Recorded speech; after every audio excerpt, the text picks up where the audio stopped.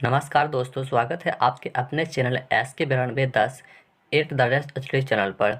अगर आप Bihar police constable की परीक्षा देने वाले विद्यार्थी हैं तो आपके लिए महत्वपूर्ण साबित होने वाला है यह वीडियो, ठीक है। क्योंकि इस वीडियो में जो है ना हम जीके जीएस क्या है कि इस वीडियो में जो है हम जीके जीएस प्लस का हिंदी इस वीडियो में हम जीके जीएस प्लस हिंदी का 50 महत्वपूर्ण प्रश्न करने वाले हैं, ठीक है। अगर आपका भी जुनून इस बार वर्दी पहनने का है तो इस प्रश्न को एक बार ज़रूर देखिएगा, क्योंकि यह प्रश्न जो है बिहार पुलिस में बार बार पूछे जाने वाले प्रश्न हैं, ठीक है। क्या है, यह प्रश्न जो है बिहार पुलिस में बार बार पूछे जाने वाले प्रश्न हैं। अगर आप चाहते हैं कि इस बार जो है वर्दी पहनना तो आपको जो है 100 प्रश्न मिलेगा, ठीक है। 100 प्रश्न मिलेगा, उसमें से जो है आपको 75 से 80 के बीच जो है सही करना होगा। क्या करना होगा? तो 100 से बीच जो 75 से लेकर 80 के बीच में क्या करना पड़ेगा? आपको जो है प्रश्न बिल्कुल सही करना पड़ेगा। तो यह प्रश्न जो है आपको कैसे सही होगा, कैसे सही होने वाला है? यदि आप चाहते हैं कि 75 से लेकर 80 के बीच में हमारा आंसर सही हो तो इस चैनल से जो है आपको जुड़कर रहना पड़ेगा, ठीक है। और इस चैनल पर जो है डेली जो कि जीके जीएस प्लस हिंदी के लिए जो है 6 बजे शाम में, ठीक है, 6 बजे शाम में जो है बिल्कुल लाइव चैट क्लास किया जाता है, ठीक है। बिल्कुल लाइव चैट क्लास करवाया जाता है, इसलिए जो इस चैनल से जुड़िए। और आपको जो है हम आपको गारंटी लेते हैं कि यदि आप इस चैनल से जुड़कर रहते हैं तो 80% मार्क्स जो है आपको कोई नहीं काट सकता है, ठीक है। कोई नहीं काट सकता है 80%, यदि आप इस चैनल से अभी से जुड़कर रहते हैं तो। और हम यह भी गारंटी लेते हैं कि बिना सीटिंग का जो है आप 80% मार्क्स ला सकते हैं। तो इसलिए जो है इस चैनल से जुड़कर रहिए और जो भी टास्क दिया जाता है उस टास्क को जो क्या करना है, कंप्लीट करना है, तब जाकर के जो है आपका रिजल्ट बनने वाला है।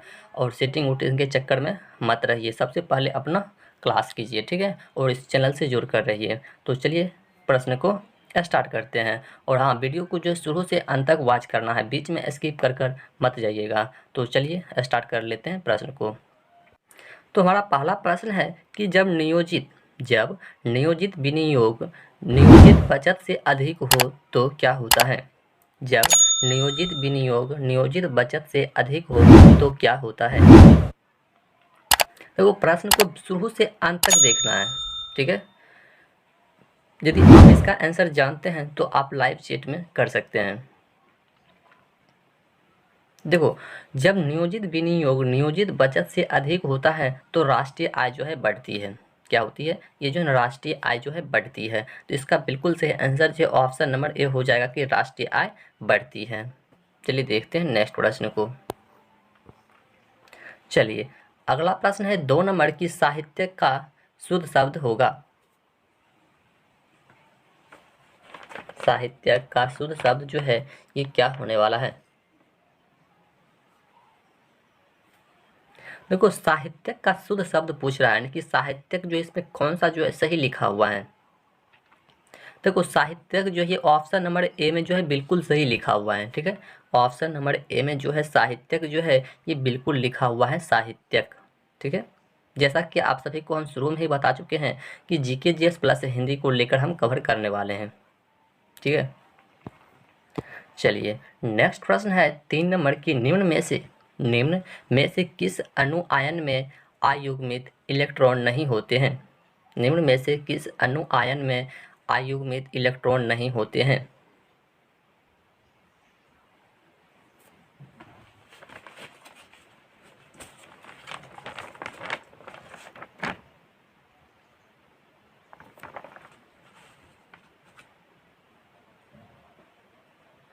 देखो, यह जो है बी आई, ठीक है, यानी कि ऑप्शन नंबर डी जो है इसमें बिल्कुल नहीं होता है, ठीक है, इलेक्ट्रॉन नहीं होता है। चलिए अगला प्रश्न बताइए 4 नंबर कि सिंधु घाटी की सभ्यता की अधिकतर मुहरें निर्मित है।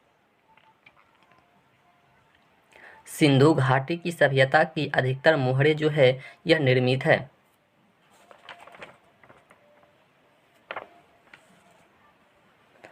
देखो, 49 का प्रश्न, सॉरी क्या कहते हैं, 4 नंबर जो प्रश्न है कि सेल खड़ी। देखो सेल खड़ी एक चिकनी और मुलायम पत्थर होते हैं। क्या होता है ये सेल खड़ी जो है ना, एक मतलब चिकनी और मुलायम पत्थर होते हैं और इसका उपयोग जो है सिंधु घाटी की सभ्यता अधिकतम जो है मोहरे यानी कि बनाने में किया करते थे। ठीक है, ये सेल खड़ी क्या है, तो यह जो है एक प्रकार का यानी कि चिकनी और मुलायम एक प्रकार का पत्थर होता था। ठीक है, और इसका जो है चित्र बनाने के लिए जो है प्रयोग करते थे सिंधु घाटी के लोग। तो इसका बिल्कुल सही आंसर जो है हमारा ऑप्शन नंबर डी हो जाएगा कि सेल खड़ी से। ठीक है, ऑप्शन नंबर डी जो भी मार रहे हैं बिल्कुल सही आंसर है सेल खड़ी से। चलिए अगला प्रश्न है कि 2001 से 2011 की अवधि में बिहार की जनसंख्या में 10 की वृद्धि की दर क्या थी।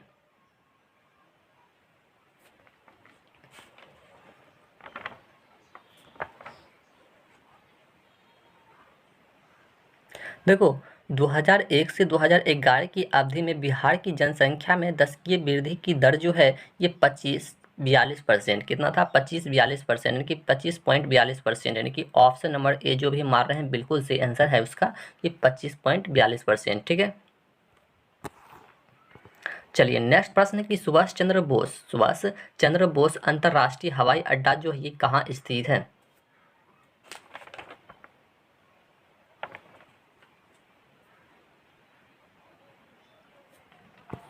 सुभाष चंद्र बोस अंतर्राष्ट्रीय हवाई अड्डा जो है ये कहाँ पर स्थित है। सुभाष चंद्र बोस हवाई अड्डा कहाँ पर स्थित है बताइए।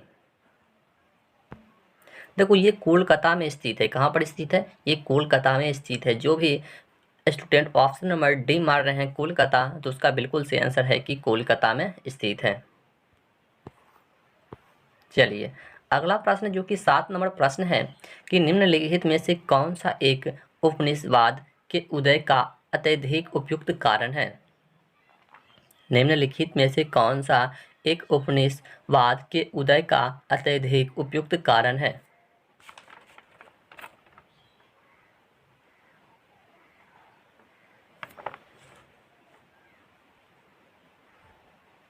देखो ये औद्योगिक विकास क्या हो जाएगा, ये औद्योगिक विकास का उपयुक्त कारण है, यानी कि ऑप्शन नंबर जो भी ए मार रहे हैं बिल्कुल सही आंसर है कि औद्योगिक विकास। ठीक है, औद्योगिक विकास। चलिए नेक्स्ट प्रश्न है जो कि 8 नंबर में प्रश्न है कि निम्न में से कौन सी भारतीय संविधान की मुख्य विशेषता नहीं है। निम्न में से कौन सी भारतीय संविधान की मुख्य विशेषता जो है नहीं है। भारतीय संविधान की मुख्य विशेषता नहीं है।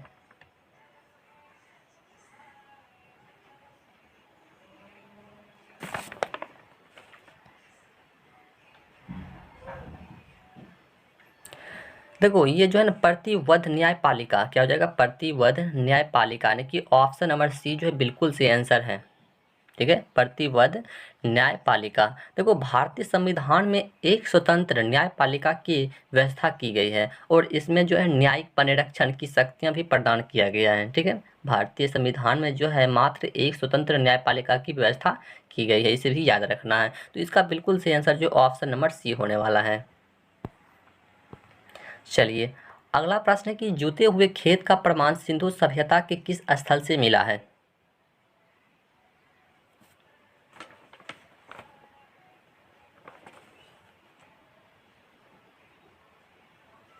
देखो यह जो है कहाँ से मिला है, तो ये कालीबंगा से मिला है। जूते हुए खेत का साक्ष्य जो है ये कालीबंगा से मिला है। देखो राजस्थान की कालीबंगा स्थल पर यानी कि हल रेखा का साक्ष्य मिला है। ठीक है, जो कि हड़प्पा सभ्यता से संबंधित है और उसमें उससे यदि यह अनुमान लगाया गया है कि हड़प्पा काल में राजस्थान में हल जोते जाते थे। ठीक है, और खेतों में जो है ना मतलब हल रेखाओं के दो समूह एक दूसरे के समकोण पर काटते थे, जिससे जिससे एक साथ दो अलग अलग फसल उपजाने का पता चलता है। ठीक है, इसलिए जो है ये कालीबंगा से प्राप्त हुआ है जूते हुए खेत का साक्ष्य। ठीक है, तो इसका बिल्कुल सही आंसर जो हमारा ऑप्शन नंबर ए हो जाएगा कि कालीबंगा से। चलिए नेक्स्ट प्रश्न है 10 नंबर कि निम्न में से कौन सा प्रभुसत्ता यानी कि संप्रभुता का लक्षण नहीं है। निम्न में से कौन सा प्रभुसत्ता यानी कि संप्रभुता का लक्षण जो है ये नहीं है।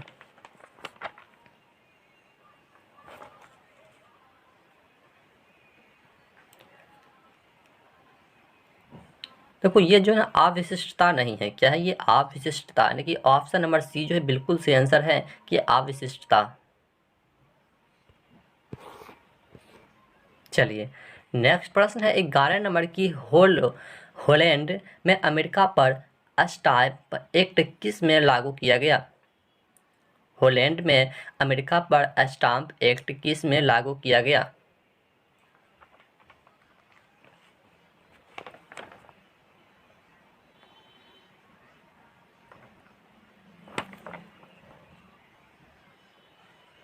देखो ये 1765 ईस्वी में जो है लागू किया गया। यहाँ पर हॉलैंड नहीं बल्कि इंग्लैंड होना था, ठीक है, इसको इंग्लैंड मानिएगा। इंग्लैंड में अमेरिका पर स्टैंप एक्ट जो है किस वर्ष लागू किया गया है? ये 1765 ईस्वी में किया गया, यानी कि ऑप्शन नंबर बी जो है बिल्कुल सही आंसर होने वाला है 1765 में। चलिए नेक्स्ट प्रश्न है 12 नंबर की डाइबोरेन 120 डिग्री सेल्सियस पर अमोनिया से क्रिया करके देता है।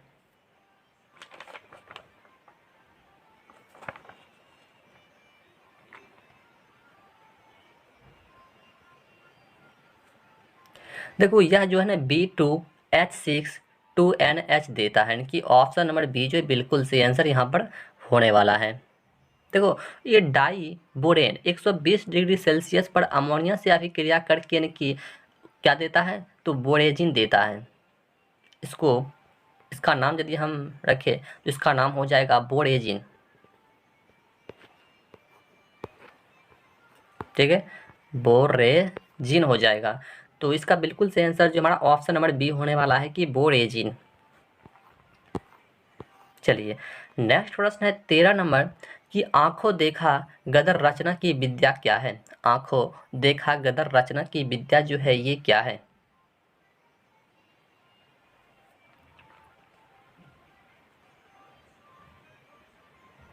देखो आंखों देखा गदर रचना की विद्या जो है ये संस्मरण है। क्या ये संस्मरण, यानी कि ऑप्शन नंबर बी जो है बिल्कुल सही आंसर हो जाएगा कि संस्मरण है, ठीक है, क्या हो जाएगा? संस्मरण हो जाएगा।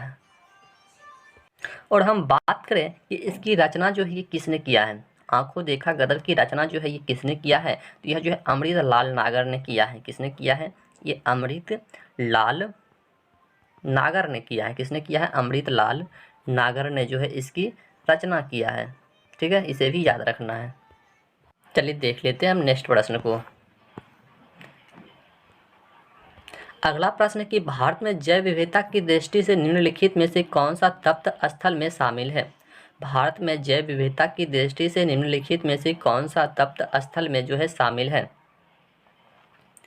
तप्त स्थल में जो है शामिल है।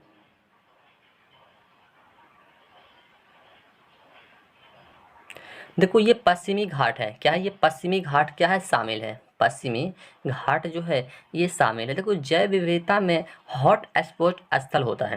क्या होता है? हॉट स्पॉट स्थल होता है, जैसे कि हिमालय हो गया, उत्तर पूर्वी भारत हो गया, और क्या कहते हैं इंडो बर्मा क्षेत्र जैसे आता है, उसके बाद जैसे पश्चिमी घाट हो गया और सुंडालैंड हो गया, ये सब आता है। तो यहाँ पर जो है पश्चिमी घाट जो है बिल्कुल सही आंसर होने वाला है ऑप्शन के अनुसार। चलिए देख लेते हैं नेक्स्ट प्रश्न को।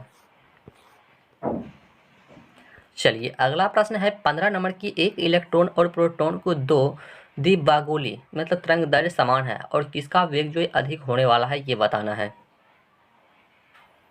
किसका वेग जो है ये अधिक होने वाला है ये बताना है।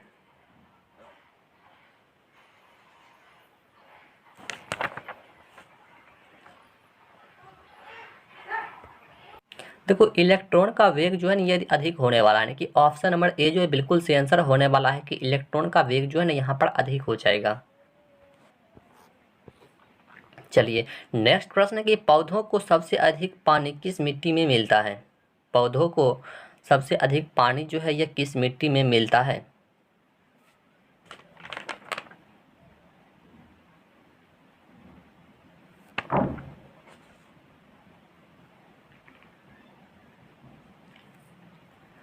पौधों को सबसे अधिक पानी जो है ये किस मिट्टी में मिलता है? देखो ये बलुई मिट्टी में मिलता है। कहाँ पर मिलता है? यह जो है बलुई मिट्टी में मिलता है पानी, ठीक है। पौधों को सबसे अधिक पानी जो है यह बलुई मिट्टी में मिलता है। ठीक है, ऑप्शन नंबर सी जो है बिल्कुल सही आंसर है। चलिए अगला प्रश्न है 17 नंबर की, जल चक्र में कौन सी प्रक्रिया सम्मिलित नहीं होती है? जल चक्र में कौन सी प्रक्रिया जो है ये सम्मिलित नहीं होती है?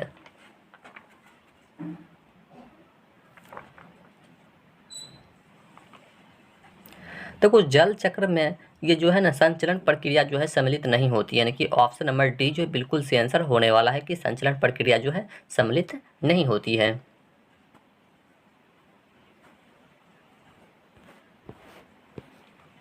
चलिए नेक्स्ट प्रश्न जो हमारा 18 नंबर में प्रश्न है कि निम्न में से कौन सी मूल मात्रक नहीं है? निम्न में से कौन जो है मूल मात्रक नहीं है? देखो मूल मात्रक नहीं यानी कि ओम नहीं है, मूल मात्रक जो है ये ओम नहीं है। देखो एस आई के साथ मूल मात्रक होते हैं, जैसे हमें याद रखना है मीटर हो गया, जैसे किलोग्राम हो गया, सेकेंड हो गया, एम्पियर हो गया, केल्विन हो गया, केंडला हो गया, मोल हो गया। ये जो है ना 7 जो है ना मूल मात्रक होते हैं, इसके बाद सभी जो है ना अमूल मात्रक होते हैं। ठीक है, तो इसको याद रखना है। चलिए नेक्स्ट प्रश्न है 19 नंबर की, संयोजक यौगिक क्या है? संयोजक यौगिक क्या है? देखो बंध अणु के बीच इलेक्ट्रॉनों के आने से बनते हैं। क्या होता है कि बंध अणु के बीच इलेक्ट्रॉनों के आने से जो है बनता है, यानी कि ऑप्शन नंबर डी जो भी फ्रेंड्स मार रहे हैं उसका बिल्कुल सही आंसर होने वाला है। चलिए अगला प्रश्न है 20 नंबर कि निम्नलिखित गति में कौन सी तीव्रतम है? निम्नलिखित गति में जो है कौन मतलब जो तीव्रतम है ये बताना है। तीव्रतम है,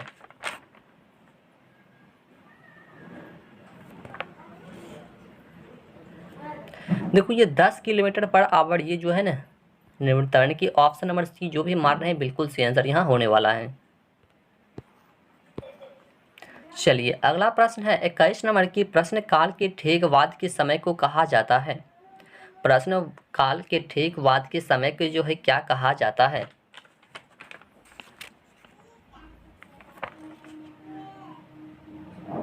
देखो प्रश्न काल के ठीक बाद के समय को जो है ये शून्य काल कहा जाता है। क्या कहा जाता है? तो उसको जो है शून्य काल कहा जाता है, यानी कि जो भी फ्रेंड्स ऑप्शन नंबर ए मार रहे हैं कि शून्य काल, उसका बिल्कुल सही आंसर यहाँ पर होने वाला है कि शून्य काल है। ठीक है, शून्य काल, प्रश्न काल के ठीक बाद के समय को जो है शून्य काल कहा जाता है।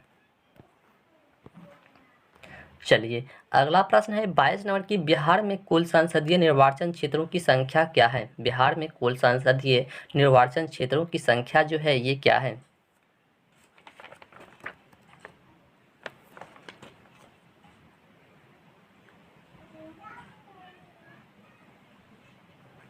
देखो बिहार में कुल संसदीय निर्वाचन क्षेत्रों की संख्या जो ये टोटल का 40 है। टोटल कितना है? ये 40 है, यानी कि जो भी फ्रेंड्स ऑप्शन नंबर बी मार हैं बिल्कुल सही आंसर है 40 है।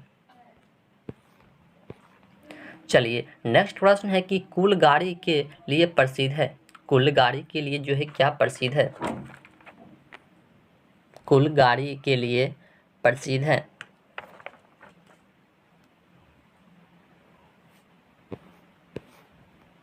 देखो कुल गाड़ी के लिए जो है यहाँ पर जो है ना सोना क्या है प्रसिद्ध है।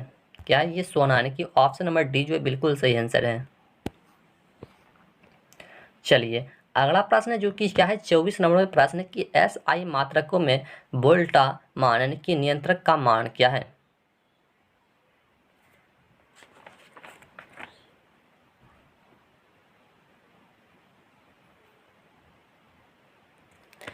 एस आई मात्रकों में वोल्ट जमान नियंत्रक का मान जो है यहाँ पर क्या होने वाला है?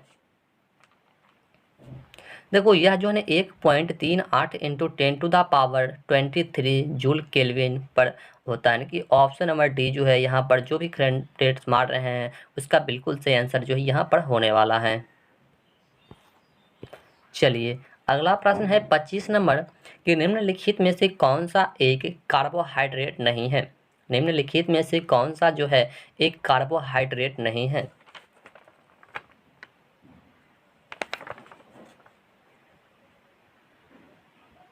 देखो कार्बोहाइड्रेट नहीं है, यानी कि ग्लाइसिन। क्या नहीं है? ग्लाइसिन, यानी कि ऑप्शन नंबर सी जो भी मार रहे हैं बिल्कुल सही आंसर है कि ग्लाइसिन जो है कार्बोहाइड्रेट नहीं है।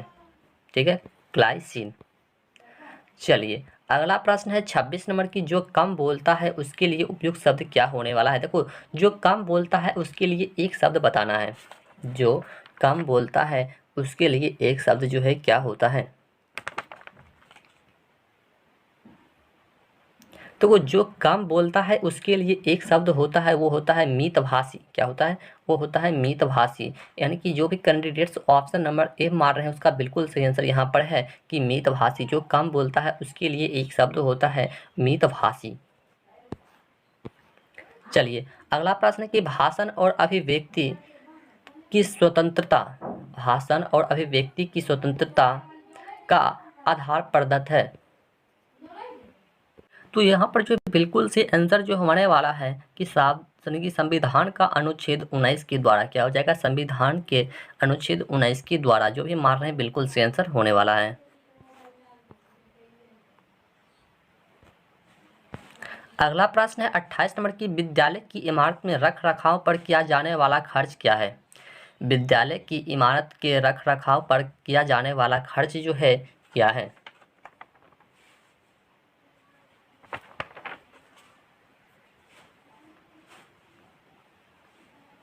देखो, ये राजस्व व्यय होता है। क्या होता है? ये राजस्व व्यय होता है कि जो भी ऑप्शन नंबर ए मार रहे हैं बिल्कुल से आंसर है कि राजस्व व्यय हो जाएगा। क्या हो जाएगा? राजस्व व्यय हो जाएगा। अगला प्रश्न है कि आचार्य रामचंद्र शुक्ल द्वारा रचित कविता की परख किस प्रकार का निबंध है। आचार्य रामचंद्र शुक्ल द्वारा रचित कविता की परख किस प्रकार का निबंध है। देखो, यह जो समीक्षात्मक निबंध है। क्या है? समीक्षात्मक निबंध है। यानी कि ऑप्शन नंबर ए जो भी मार रहे हैं बिल्कुल से आंसर होने वाला है। चलिए नेक्स्ट प्रश्न है 23 नंबर की, गौतम बुद्ध ने धर्म चक्र परिवर्तन कहाँ से प्रारंभ किया था। गौतम बुद्ध ने जो है धर्म चक्र परिवर्तन जो है ये कहाँ से प्रारंभ किया था। गौतम बुद्ध ने जो है धर्म चक्र परिवर्तन कहाँ से प्रारंभ किया था।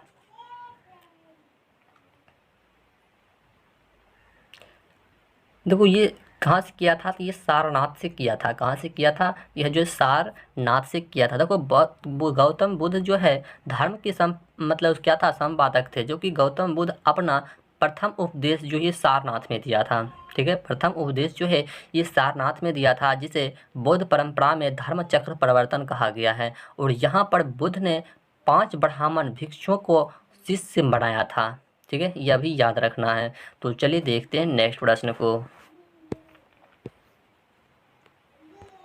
चलिए अगला प्रश्न है कि पुस्तान, क्या है कि पुस्तान पास प्रदेश कहाँ पाए जाते हैं। पुस्तान यानी कि पुष्य पास प्रदेश जो है ये कहाँ पर पाए जाते हैं।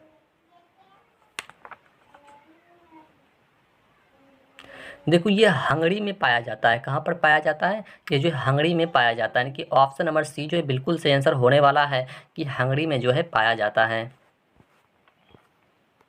चलिए अगला प्रश्न है 32 नंबर की, यह किसने कहा था कि राज्य व्यक्ति का पूर्वगामी है। यह किसने कहा था कि राज्य व्यक्ति का पूर्वगामी है।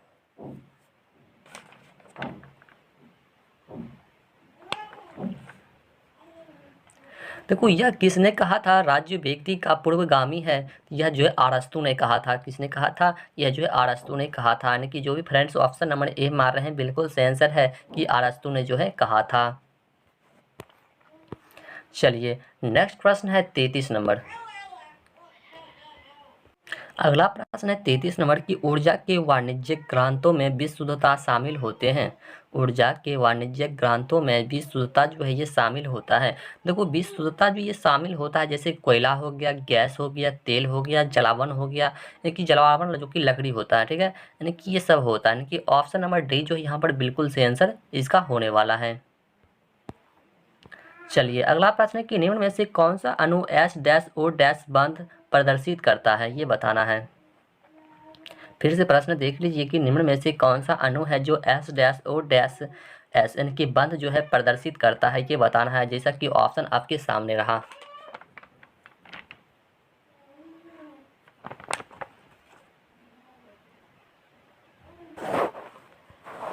तो यहाँ पर देखो ऑप्शन नंबर सी जो है प्रदर्शित कर रहा है। यानी कि ऑप्शन नंबर सी जो भी मार रहे हैं उसका बिल्कुल सही आंसर है। अगला प्रश्न है 35 नंबर की, निम्नलिखित में से कौन सी संस्था जो कि पंचवर्षीय योजनाओं की क्रियान्वयन के लिए जिम्मेदार थी? निम्नलिखित में से कौन सी संस्था है जो पंचवर्षीय योजनाओं की क्रियान्वयन के लिए जिम्मेदार थी?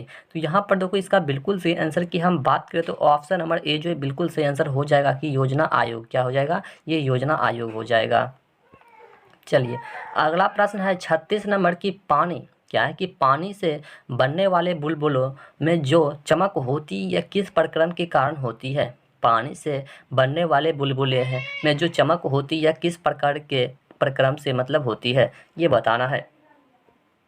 तो यहाँ पर इसका बिल्कुल सही आंसर जो हमारा ऑप्शन नंबर डी होने वाला है कि प्रकाश का पूर्ण आंतरिक परावर्तन। क्या हो जाएगा? यहाँ पर जो है प्रकाश का पूर्ण आंतरिक परावर्तन होने वाला है। अगला प्रश्न है 37 नंबर की, भारत में पूंजी खाते में परिवर्तनशीलता पर कौन सी समिति जो है बनी थी? भारत में पूंजी खाते में परिवर्तनशीलता पर जो है कौन सी समिति बनी थी? यह जो है तारापोर समिति बनी थी। यानी कि ऑप्शन नंबर सी जो यहाँ पर बिल्कुल सही आंसर जो भी कैंडिडेट मार रहे हैं उसका बिल्कुल सही आंसर है कि तारापोर समिति।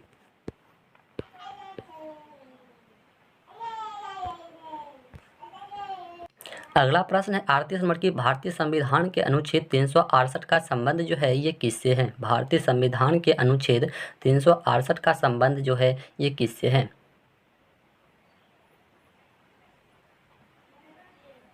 देखो ये संविधान संशोधन से। किससे है? ये संविधान संशोधन से है। यानी कि ऑप्शन नंबर डी जो भी मार रहे हैं बिल्कुल सही आंसर है यहाँ पर संविधान संशोधन से है।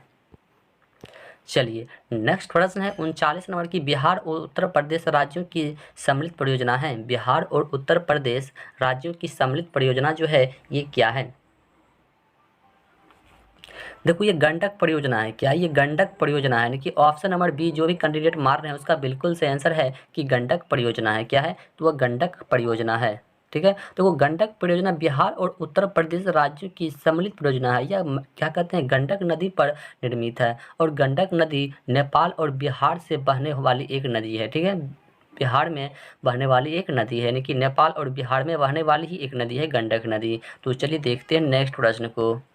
अगला प्रश्न है 40 नंबर की, भारत की कौन सी निर्यात आयात नीति के निर्णयात्मक सूची के अलावा सभी मदों के स्वतंत्र आयात की अनुमति दी?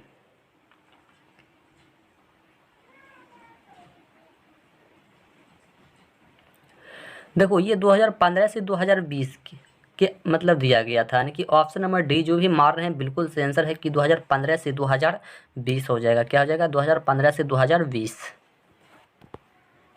चलिए अगला प्रश्न है कि एड्स रोग का जनक है।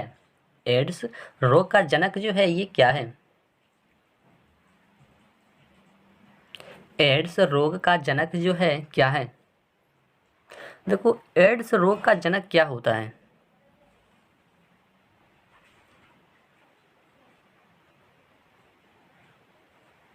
देखो एड्स रोग का जनक जो है ये विषाणु होता है। क्या होता है? ये विषाणु होता है।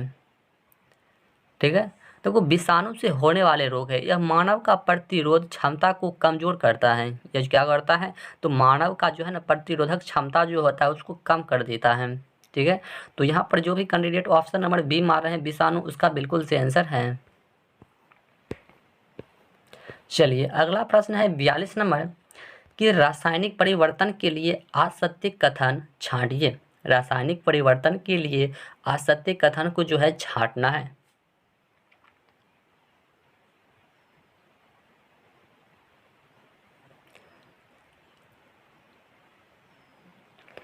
देखो यह उत्क्रमणीय परिवर्तन है।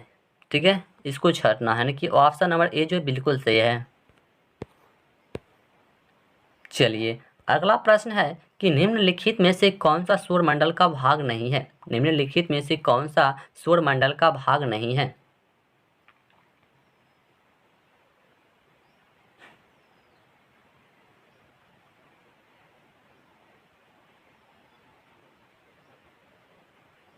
देखो सौरमंडल का भाग नहीं है यानी कि नीहारिका। क्या नहीं है? ये नीहारिका नहीं है। बिल्कुल ऑप्शन नंबर डी जो है सही है, नीहारिका। चलिए अगला प्रश्न है कि मानव के रुधिर का विडाल टेस्ट किसके संक्रमण को दर्शाता है? मानव के रुधिर का विडाल टेस्ट जो है ये किसके मतलब संक्रमण को जो है दर्शाता है?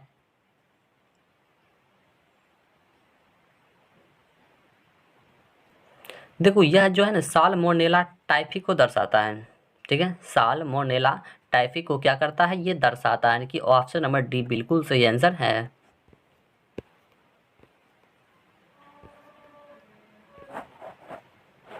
चलिए अगला प्रश्न है कि निम्न में से कौन सा भाग मनुष्य के मादा प्रजनन तंत्र में नहीं होता है।